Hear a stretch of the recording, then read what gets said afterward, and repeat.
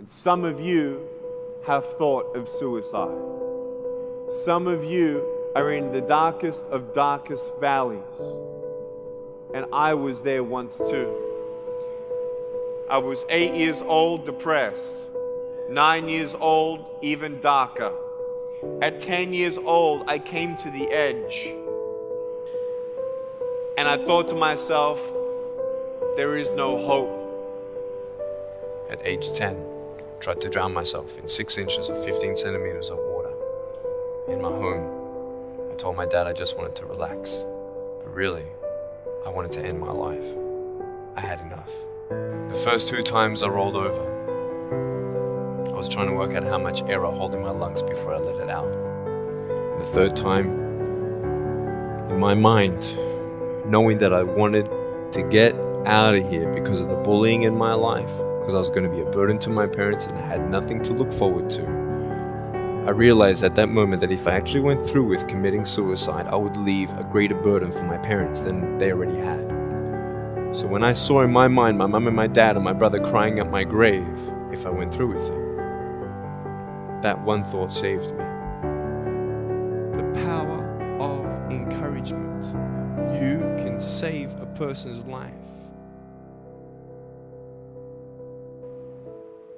You may have arms and legs, but unless you know 3 things. Number 1, who are you and what your value is? Number 2, what is your purpose here in life? And number 3, what is your destiny when you're done here? If you don't know the answers of any of those 3 questions, you're more disabled than I. If I gave you $1 billion, would you be happy? If you gave me $1 billion, I'd be very happy. But then if my mum dies tonight, am I happy? No.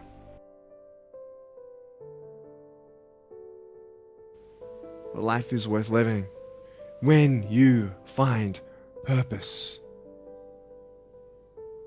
Nick, I don't know what my purpose is. I don't know. My parents want me to do this. My teachers want me to do that. My friends think that I should do this, and I don't know what to do. And you're torn, man. You don't know what to do. You have to make important decisions, man. You don't know what to do. Who do you believe? Follow your heart. If that's who you want to be, if that's what you want to do in life, then walk to it. One day at a time. You got to come to the truth of knowing who you are and why you're here. William Barclay, he said, the greatest 2 days in anyone's life, the day you were born and the day you knew why. I know that there are 1 billion people going hungry today. I know that this year 1 million people will commit suicide.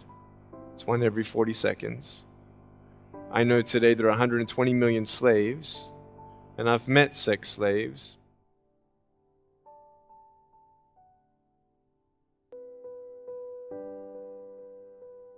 So many people tease each other. Oh, you're too short, you're too tall, you look whatever.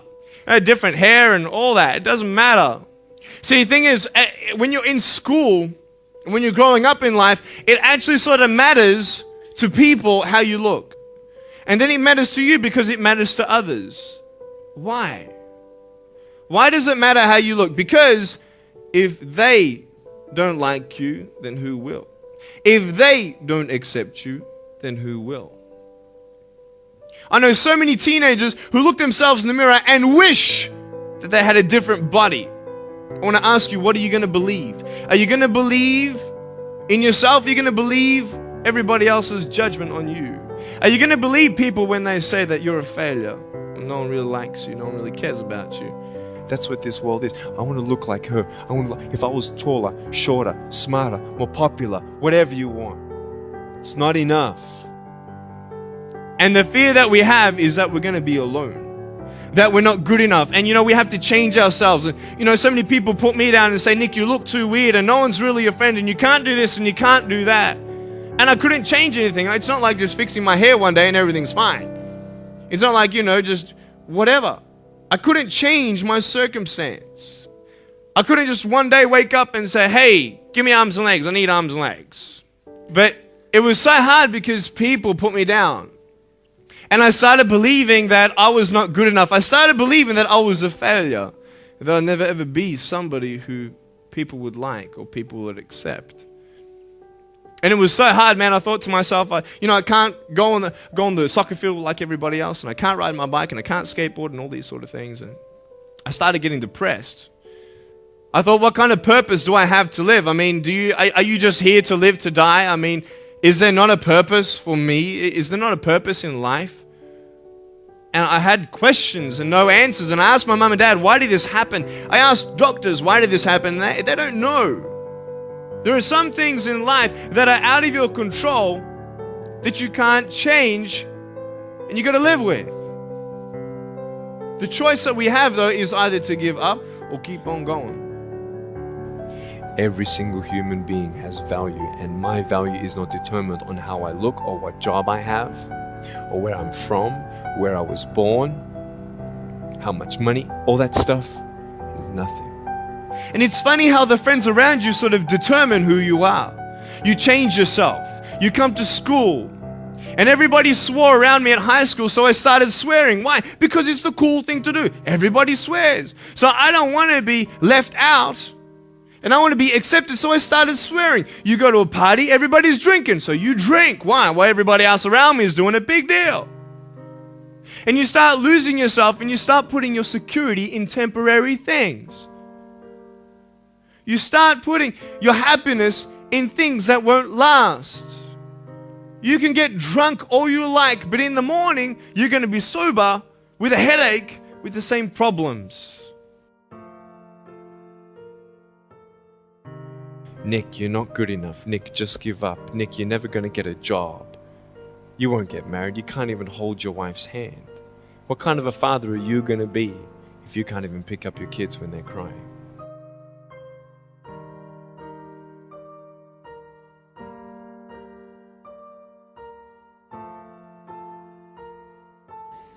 But I tell you, there are some times in life where you fall down and you feel like you don't have the strength to get back up. Because I tell you, I'm down here, face down, and I have no arms, no legs. It should be impossible for me to get back up, but it's not. You see, I will try 100 times to get up, and if I fail 100 times, if I fail and I give up, do you think that I'm ever going to get up? No. But if I fail, I try again and again and again. For as long as I try, there's always that chance of getting up. Does that make sense? And it's not the end until you've given up. And just the fact that you're here should persuade you that you have another chance to get back up. That we have a choice, either to be angry for what we don't have or be thankful for what we do have. You have a choice every day you come to school to either tease somebody, gossip about somebody, or you can go up to them and encourage them. There's still hope. I'm not here today to tell you that I understand your pain. I don't know how it feels to be abused. I don't know how it feels to feel, quote, fat and you've got an eating disorder. I don't know how it feels to have a broken home. But I just want you to know that it's not the end. It matters how you're going to finish. Are you going to finish strong? At age 10, I actually tried to commit suicide by trying to drown myself in my bathtub. And the only reason I decided to stay was because I didn't want to leave my loved ones with that pain. So I decided to give my broken pieces a chance. Man, am I glad that I'm still here. Today, I still have no arms, no legs. But everything's changed. When I'm 24 years old, 5-6 years ago, I was in California. And I never met anybody else like me. When I was 10 years old, I wish I would have met somebody like me. Never did. Didn't get that miracle. But at 24, in California, I saw a little boy with no arms and no legs, 19 months old, just like me. I knew he was going to be bullied. I knew he was going to go through depression. I knew he would feel alone. I knew that he would get worried if he's ever going to have a girlfriend, and so on and so on. I got the father to bring him up on stage in front of 2,000 people. And everyone was crying. And it was a materialization of when you don't get a miracle, you can be a miracle for someone else. Think of the 3 biggest discouragers in your life. They're not your biggest discouragers. You are. But I hope you are inspired to know that if I can dream big, then so can you. There are no walls. Find your peace, and you'll make your walls doors.